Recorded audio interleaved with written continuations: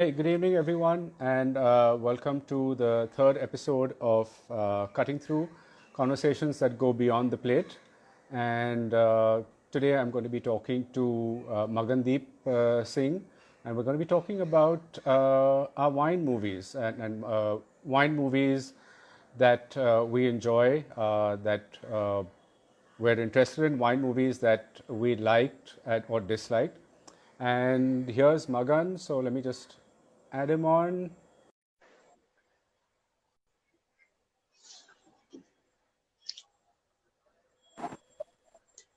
And hey, everybody, Magan, we're just waiting for you to come on.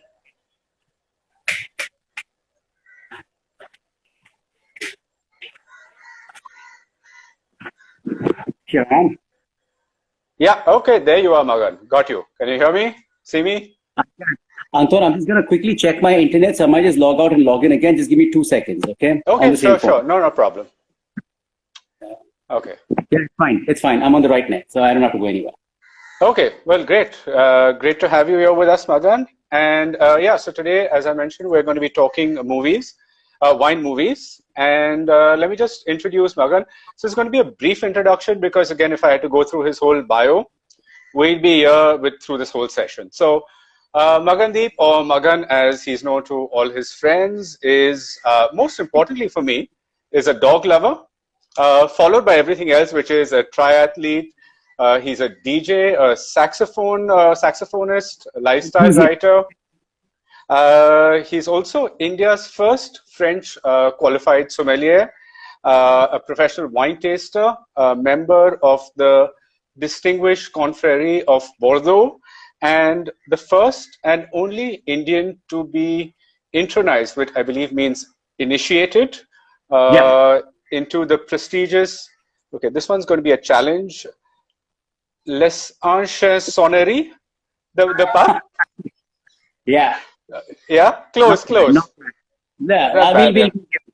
The Chateauneuf Confrérie, basically. That's it. Yeah. Okay. He's also the founder of India's first accredited wine and beverage school, the Institute of Wine plus Beverage Studies.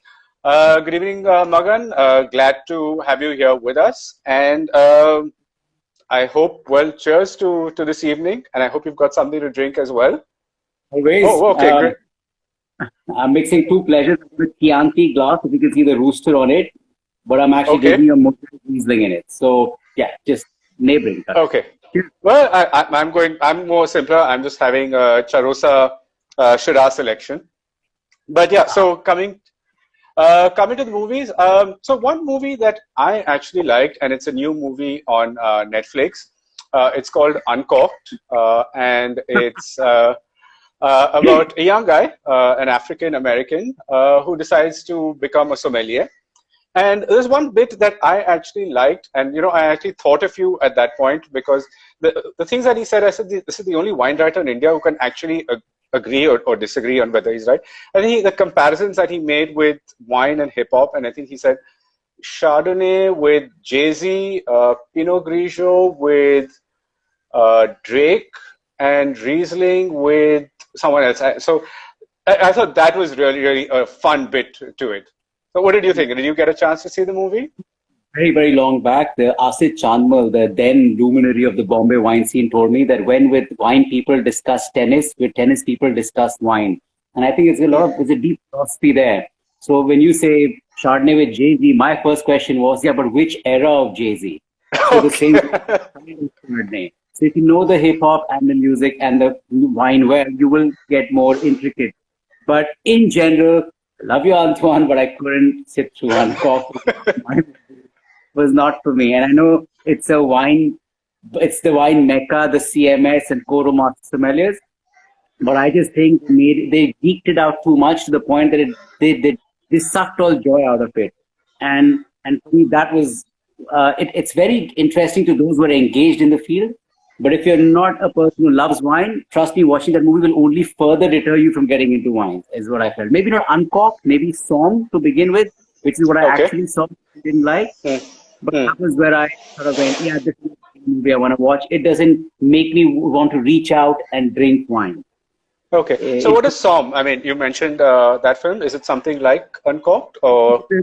This song was about the whole. There are some a handful of these court of master sommeliers, certified master sommeliers in the world who write MS in their names. My initials, are Mhm. anyways, that helps.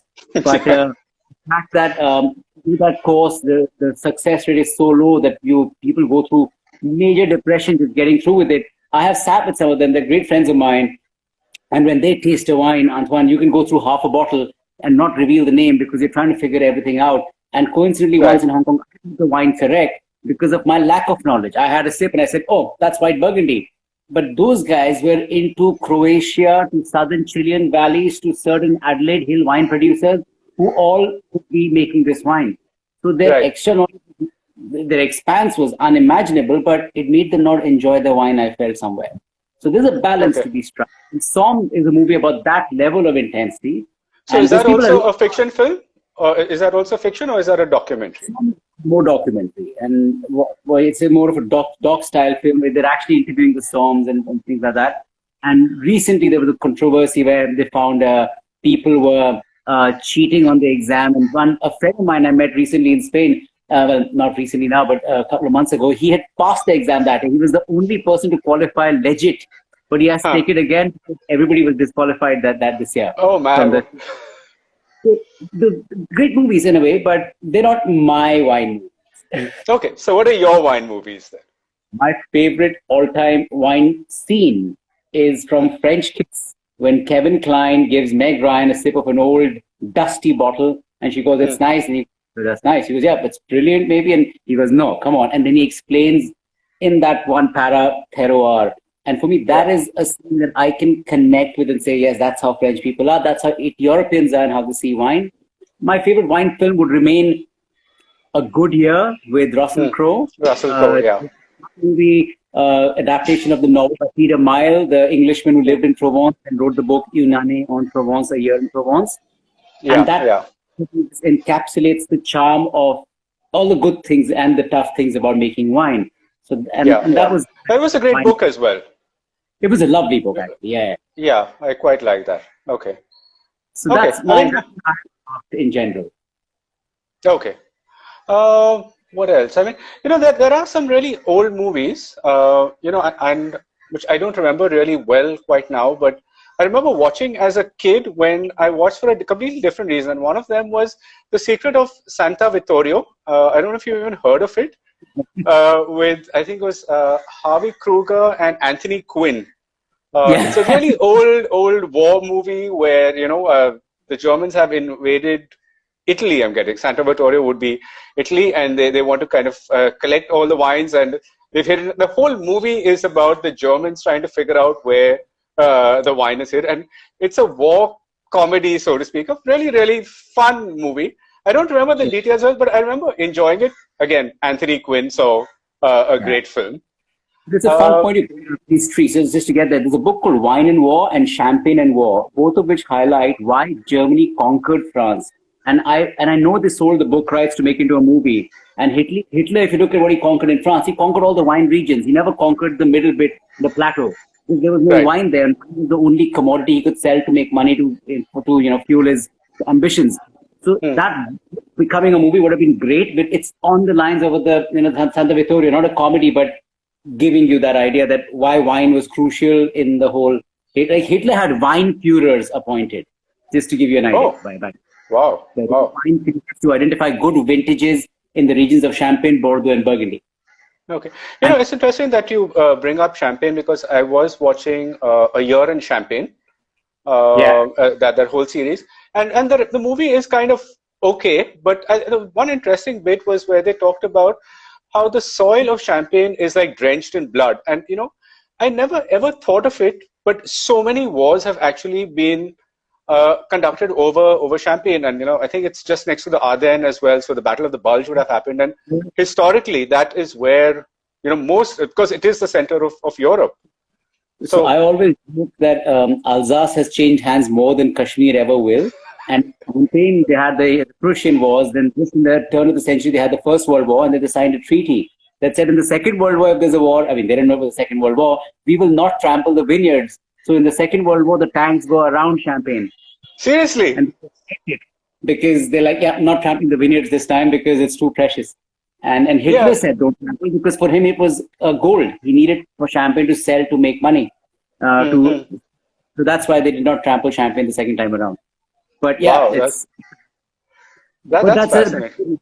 yeah. But you know the point is San Vittorio and the movie and the one I also mentioned. They're movies. They're not documentaries. You know. So for Hmm. me, there's a lot of wine documentary out there, and Somme and Uncorked for me are in that on that borderline. You know, they're not fiction entirely, but they're sort of on that reality meets fiction kind of thing. So I don't Yeah. enjoy documentaries as much. I think. Well, I think one movie that comes again pretty much, which is based again on real life, would be Bottle Shock, I based on was the Judgment of Paris. now, What did you think of that?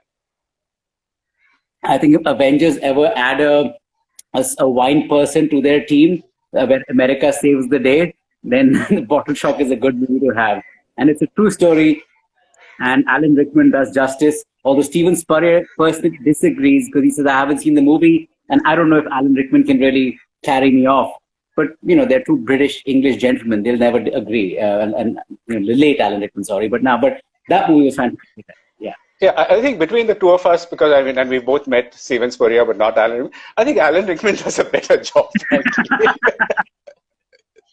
Yes, I'd rather watch Alan Rickman do the tasting. That's Yeah, and um, I really like the parts that he was there, and that, because the Americans in it, it's so not crude is not quite the word, but it's so masculine and so, like, testosterone driven, all the American parts of that film. and that's precisely the sensation I get when I watch Uncorked or Somme. It's about that superiority. So it's not Hmm. enough to know wine to explain it to someone else. It's important to know wine to impress someone else. And that Hmm. is why I disagree with these films.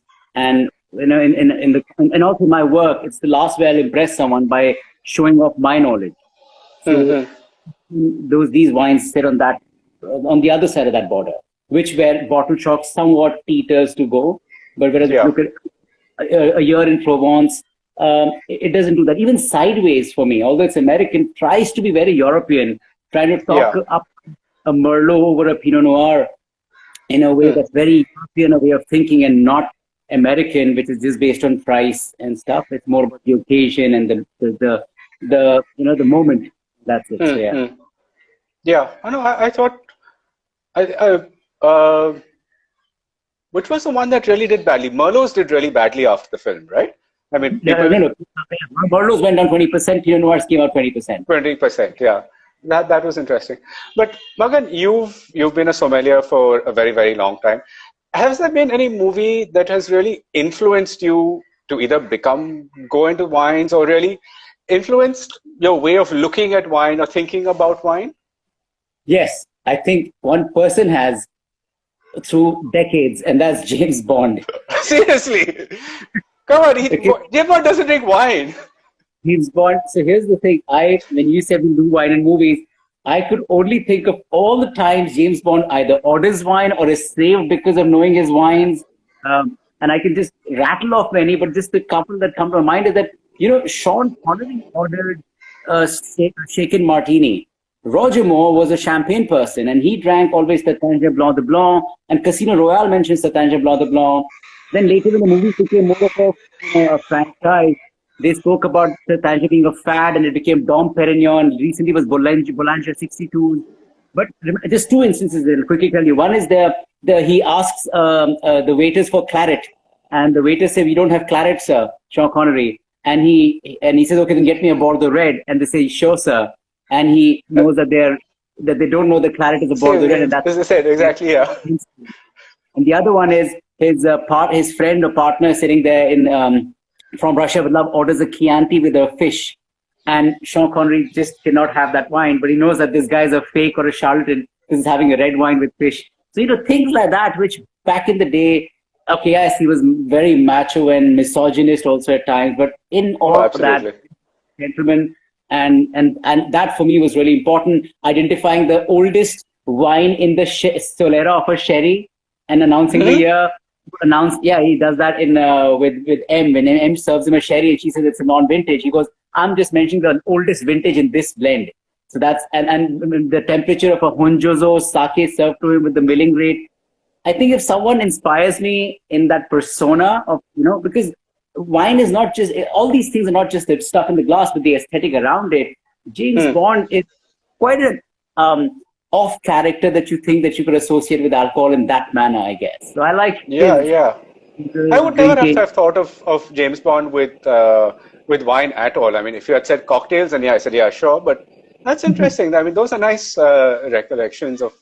Best But one is when Chateau came down here, sorry. the family. So when Chateau Angelus was down here, they were doing a wine dinner in LA. And someone Hmm. came up and said, "What are you doing? We like your wine. Can we try some at the table? Can we have get some cases to use for a movie?" And I don't think they disclosed the movie. And these guys said, "Yeah, okay, fine. They seem nice people." They gave them a case of wine. I think they bought it maybe. And that was in Daniel Craig's Casino Royale. So it starts with the cloche, the bell of the Chateau Angelus, and the screen pans out to show him and Eva Green having lamb. So Angelus never knew it was going to happen. But Hmm. that was good, that it wasn't a paid Heineken or a Ford tie-up. It was a love for wine tie-up from the people behind the movie. So yeah. Wow, wow. That's quite amazing. One of the things that struck me about wine movies is that compared to this whole genre of, say, food film, for instance, you actually have very, very few wine movies to choose from, either within the documentary or the fiction. I don't think there are more than about 25 films. And looking through them, I mean, if you exclude the fiction and you look at just the documentaries, they seem to fall into two genres in which, from what I can tell. Uh, One is what I call this very masturbatory kind of sense of, oh my God, wine is so great, wine is lovely, and this is how it's done, and all of that. And the other is, oh my God, look what people are doing with wine. I mean, all the deceit and all the frauds and all of that. But have you noticed? I mean, is that something that you agree with? I do, and I'll tell you why. Because for the average common man, wine is very detached a subject. You could make a movie back in the 90s or 80s called Cocktail and have Tom Cruise in the worst possible act ever and make cocktails and Tom Cruise popular, Hmm. because it's more affable. You can do a movie around scotch and make it easier, or beer for that matter. But wine is anyways too elitist. So the only way to Hmm. connect with people is to either talk about something sensational, because people like that gonzo side of things, that something happened, and they want to see someone either breaking the system or shocking the system, or someone suffering because of the system. So in all the Hmm. documentaries, you talk about the Mondovinos, the other one with Rudy Kurniawan, that one, I forget Star the name, grapes. Star Sasa grapes. Great, and the Yeah. Billionaire's Vinegar, which apparently had Brad Pitt with Harry Rodenstock supposed to be made. All these movies have one thing in common, that people have the schadenfreude of saying, all these wine critics, someone stuck it to them because we always knew they were fake all along. That's what Right. really comes out in these movies. Yeah. It's the Yeah. reason I Yeah. watch one for a pile up. So the same way, here there's that thing, but you got the documentaries, and then there'll be very few movies like Walk in the Clouds back in the day with Keanu Reeves, Hmm. a good year with Russell Crowe, where they explore wine as a way of life, Yeah. and that's very rare, where you see it as a commonplace thing, and Hmm. that's Hmm. really so.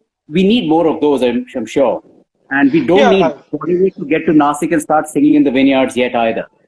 I hope not. I hope not.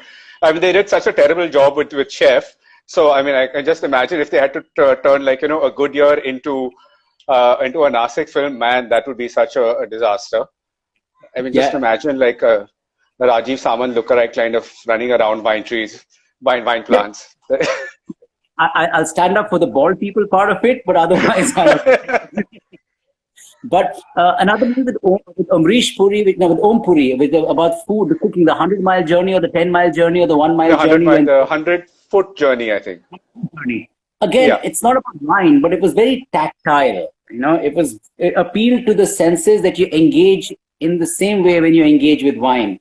So for me, that those senses are the same, the sensory perceptions, and it managed to break through. And again, there are great casting in it, but it Yeah. managed to break through and connect, and that was useful. Not a wine movie though, but yes, you're right. Otherwise, you only have documentaries like the Red Obsession and Uncorked, as you mentioned already, which is there. So there are some Hmm. which are nice. Okay. So Sudeep is asking of all the wine movies, which one do you think could be made, or you would love to see a remake in India? French Kiss. I would love to see that French movie. Kiss. But Yeah. I think I want Kevin Kline or someone like, I want that character to be, if, in Indian context, if they give it some accent, it'll become slapstick. And Yeah. it Yeah. true to origin, but not slapstick.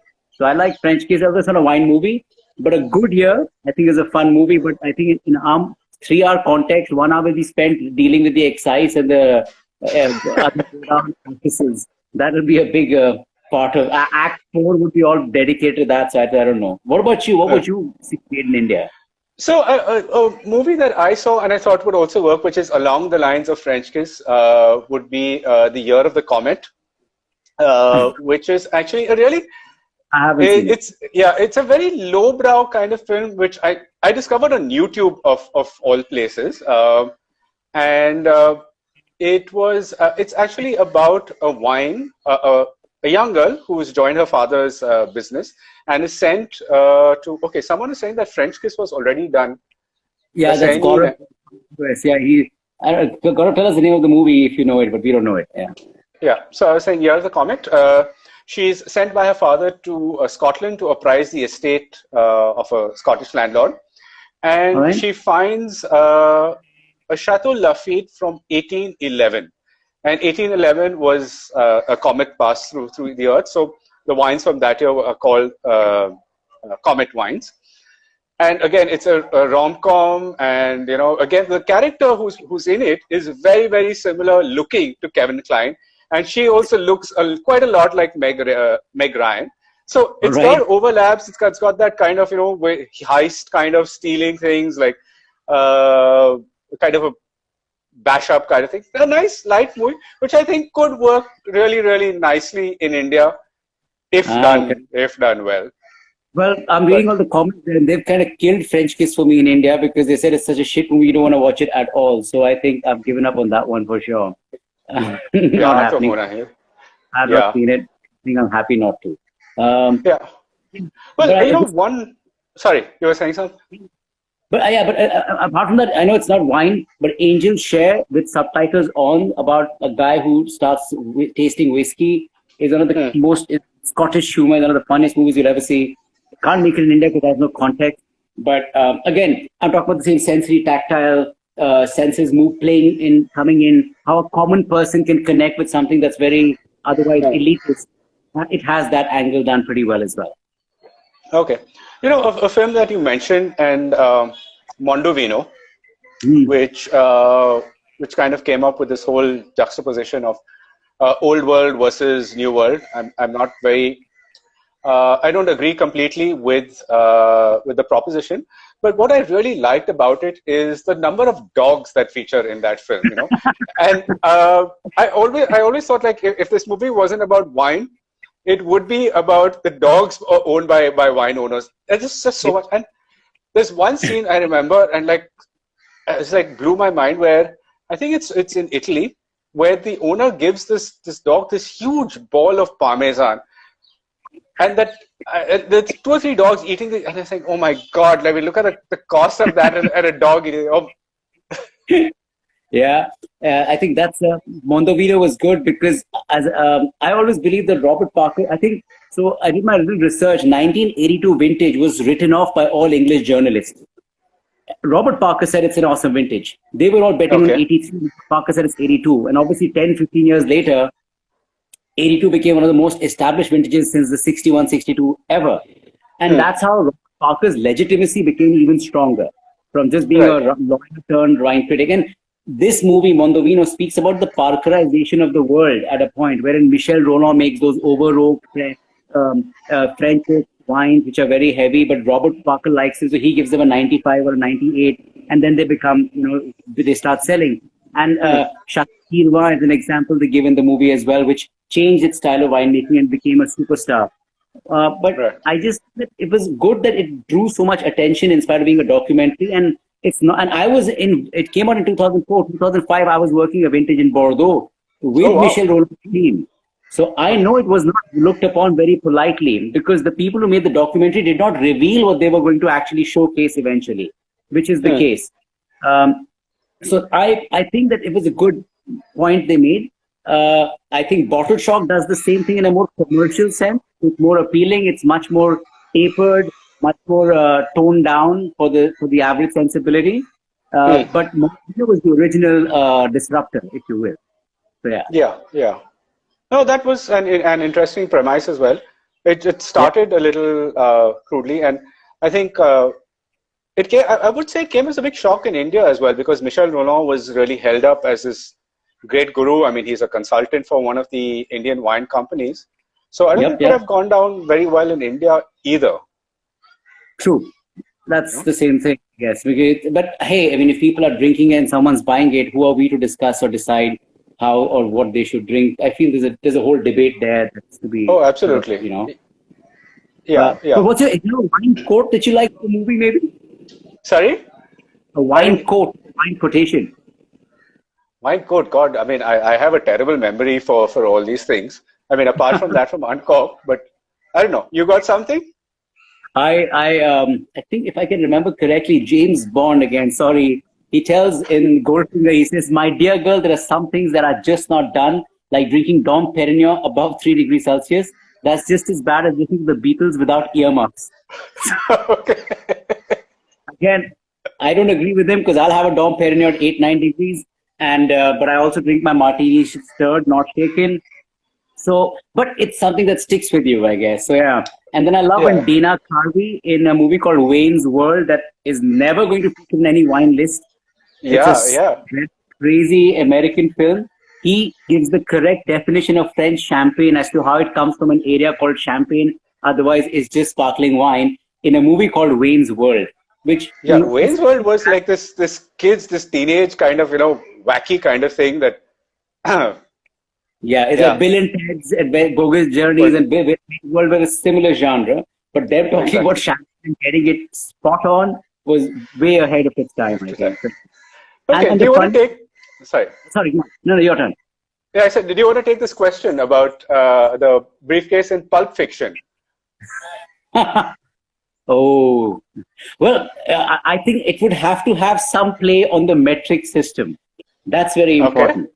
So Yeah. I don't Yeah. know what it would be, but if it's gonna be like, they don't call a quarter pounder a quarter pounder, they call it the Royale cheese. So She's then you have some play on, so like the yard, the something which has a measure in a name of the wine. That's the name that has to go there in that because then it has to not translate. That would be me.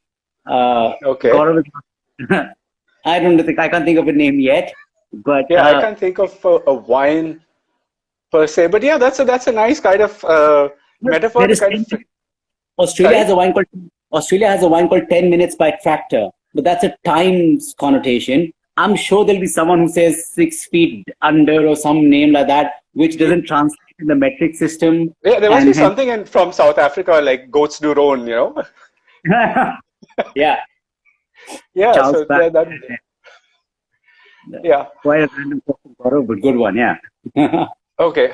Well, but so I think that's it. Any other great movies that you can think of that you've really enjoyed? I think that's pretty much the wine. Yeah, maybe things like no, that's it. I think watching A Good Year for me, that was one really good one. And Bottle Shock recently has been a fun movie to watch. I'd recommend that movie to be watched. Uncorked, if you're saying, I think people should give that a try as well. Yeah, I think it's very different because of where it's located and who the cast of characters is, because that's quite different. And even if you see Som, for instance, it's a bunch of white boys really, who are all doing it.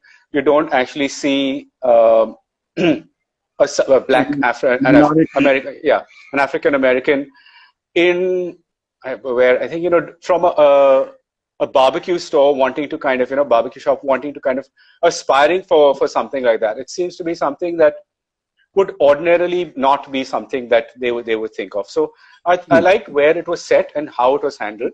I also got to say that I watched it in the context of Maska, which is this god awful Indian food film which I mean, like I struggle to watch 10 minutes at a time. So, also on Netflix, and like complete opposite, I mean, everything in that film is a caricature of Parsis and caricature of characters, So in that sense, for me, Uncorked was much, much better. But Yeah, yeah, Bollywood is never a good example. So yeah. okay. But Magan, thank you so much for joining me, and for both of us pairing with our clothing with our wines as well. I mean, if you just notice, Yeah. yeah, I was just thinking that is such a That's random coincidence. worked out. But Anton, thank you for having me, and I'm glad. I'm going to go check out the movies again. Go check out San Vittorio again for sure. Please do, and thanks so much. Thank you everyone for joining us. I hope you enjoyed yourselves. And our next episode is on Wednesday, and I'm going to be talking about religion and caste in Mangalorean food. So that's Wednesday, 6 p.m. See you, everyone. Stay well, stay safe. Bye bye.